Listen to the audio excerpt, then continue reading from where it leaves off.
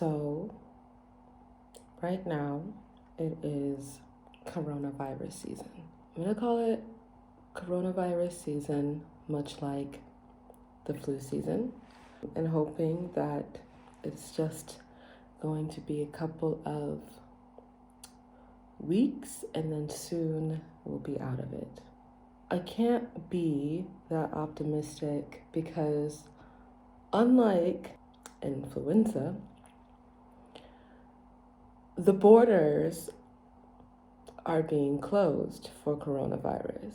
And so this makes the situation very worrisome for me as a pregnant person whose partner lives in another country.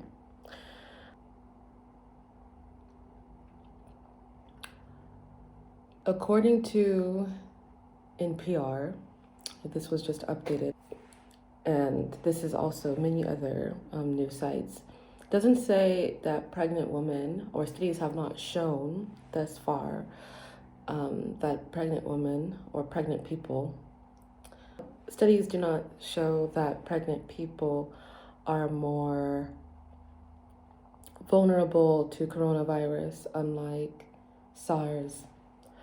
Because with SARS, pregnant women had a 25% mortality rate for those who were affected. But with coronavirus, there has been really low findings that we're affected any differently. The reason why this was such a huge worry is that, like, when you're pregnant, your immune system is a bit reduced. I mean, I guess it fluctuates. At least that's what I've read. It's like the immune system is fluctuating because, you know, your body doesn't want to attack the baby, you know, because the baby is like a foreign thing that's happening into your body and your body's changing. That's the beauty of the human body.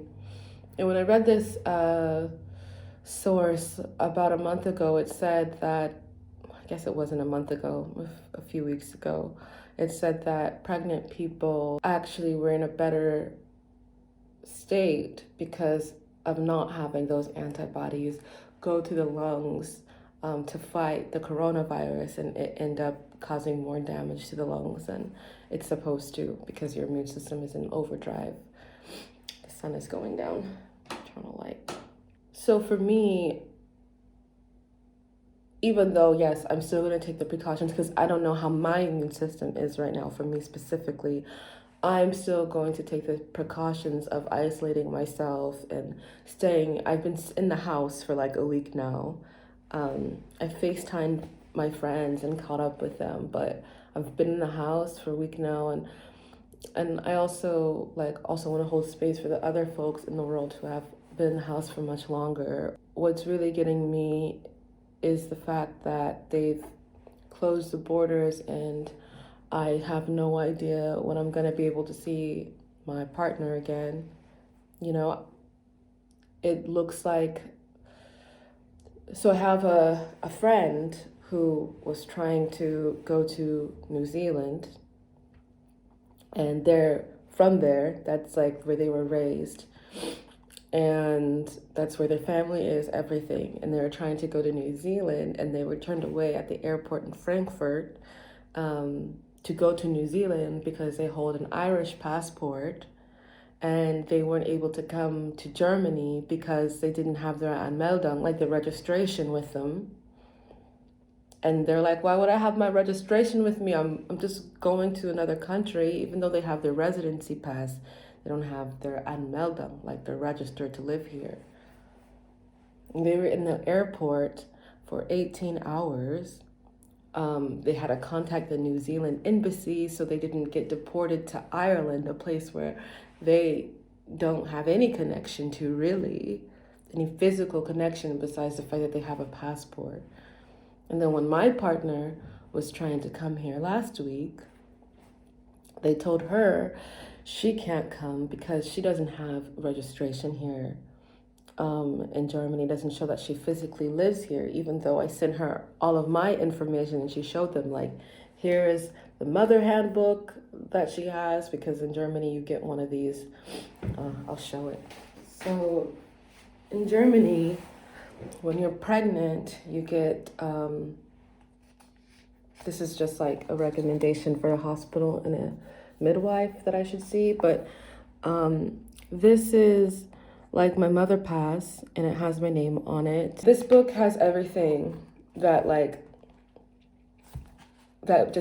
documents the experience, I guess, of my pregnancy, my blood tests, my all of my tests, everything, my weight. So I sent this to Danielle.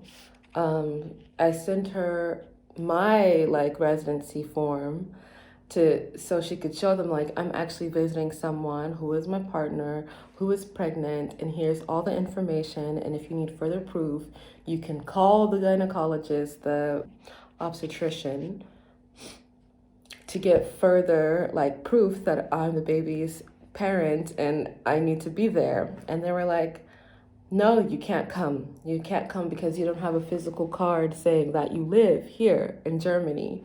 Like they're only accepting, I guess, at this point now, like the rules are changing. Danielle was telling me that the rules are changing every 20 minutes at the border and they're becoming more stricter. It's not like they're becoming, okay, let's kind of make a lax for this because we realize that there's some cases which this kind of nullifies, but no, they're just becoming more strict. And now it's to the point that people who live in Germany or people who like have developed their life here.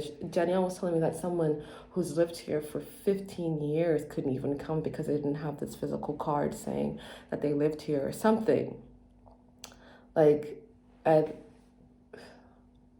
so like, I don't know how long these borders are going to be closed, and I don't know. Yeah, it's kind of driving me a bit crazy, and I'm also trying not to experience too much negative emotion because I don't want this baby to come out like manic and shit. But it's like really hard to contain that because I have no idea when I'm gonna be able to see Danielle in person. I have my appointment with my midwife, who's from this queer midwife collective. It's pretty amazing that there's a queer midwife collective here in Germany. I have an appointment with my doula, and I have my ultrasound. This is my second trimester ultrasound, so it's a big one to check up on the baby to see how they're doing. And Danielle was supposed to be with me for that, and she can't, like, not because she's not trying, because the government says she can't. And I just wish that there was a more effective way to make sure that like people are still able to see their loved ones during this time, especially like those who are vulnerable, like, the elderly. They can't leave their house. Like, what happens if, their children can't come and like take care of them because they don't have the specific paperwork that the government needs in order for them to be allowed into this country. And that's the thing, I just wish that these tests could be more accessible. And I don't want to reduce like how novel this virus is and how, I guess you want to say, precious, I don't know, these tests are, and them not being able to be massively produced at this time. But it would be much helpful for those and effective for those who need to travel for essential purposes, to be able to take a test and be cleared and then be able to come and see their loved ones. My plan was to try and go today, Sunday, and to go see her. But the risk I face, for me, I have a residency card here in Germany. It's not an actual physical card, it's my passport. And I'm afraid that because it's not a physical card that I won't be able to come back here. And this is where my home is, this is where my health insurance is, this is where my midwife is, my doula, the best gynecologist I've ever had in my entire life. Like, I can't get deported back to the United States or risk that. The medical system in the United States for Black people who are pregnant is awful. Like, I'm gonna look it up right now to see what the mortality rate is for Black parents who are giving birth. So I'm at heart.org, and the article is Why Are Black Women at Such High Risk of Dying from Pregnancy Complications? And I also want to change that to say just why Black folks who are pregnant are dying from pregnancy complications. So they talk about Serena and Beyonce, and that they shared similar stories that they experienced life-threatening complications in their pregnancy. Black folks who are pregnant are 3 to 4 times more likely to die from pregnancy-related causes than white women, according to the Centers for Disease and Control and Prevention.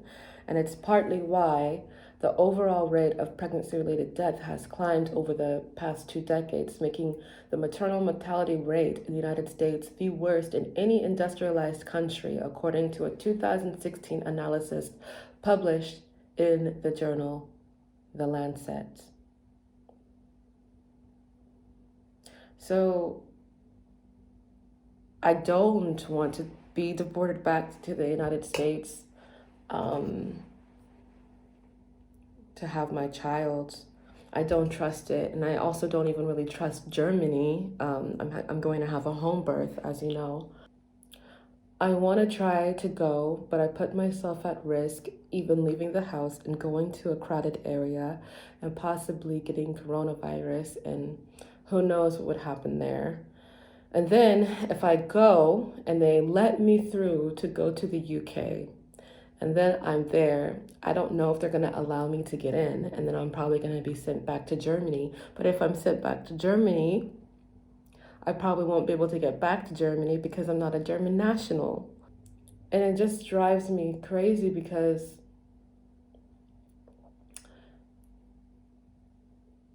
there's nothing in my control here. I can't do anything about this besides sit in my house and just hope and, make sigils that I'll be able to see Danielle soon. Yeah, right now I have food, but I'm gonna have to make a grocery store stop soon. And when I do that, I'm gonna have my gloves on and I'm gonna have my face mask on. But it's just been pretty hard right now with coronavirus, and I know I'm not going through the worst, but this is my experience, and I just want to talk about it and just get it off of my emotional state in a bit. This is a really, really, really, really hard experience to go through. The other day when Danielle couldn't come, we were FaceTiming, and she sang me a little cute song.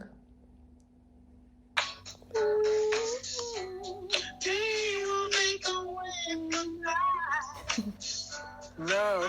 And I guess these are the moments that I'm gonna have to hold on to. I hope that I'll be able to see her before June. All of my work has been canceled from now until June. So that's also hard too, because with coronavirus, it's like I have to save money for this baby. Like, I'm not gonna bring a baby into this world and be a broke bitch. Like, that's not what I'm trying to do. My Kunstreikasse, my health insurance for artists, they're gonna pay 80% of what I was making. But right now, all of my jobs have been canceled. I have no work. From now until June.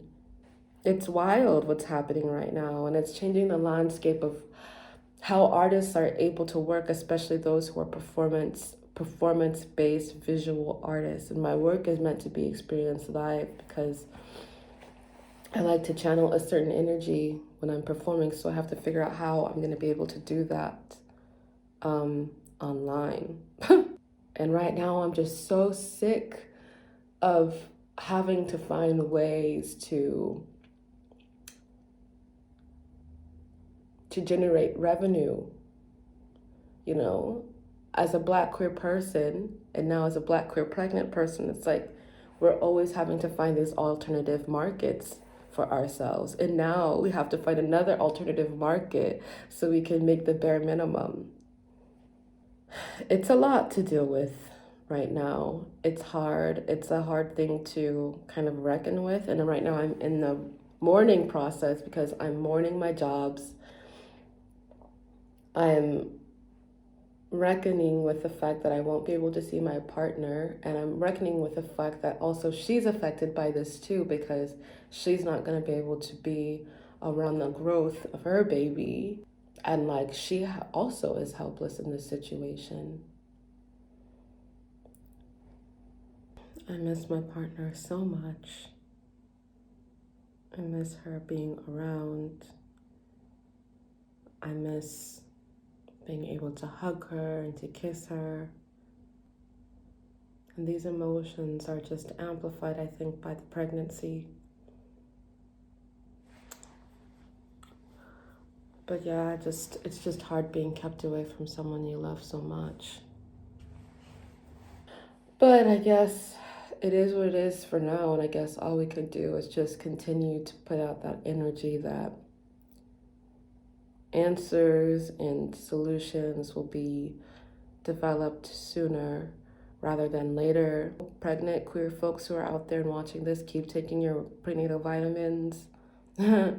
Keep taking care of yourself, keep eating, keep sleeping, try to keep your stress to a minimum and count your blessings.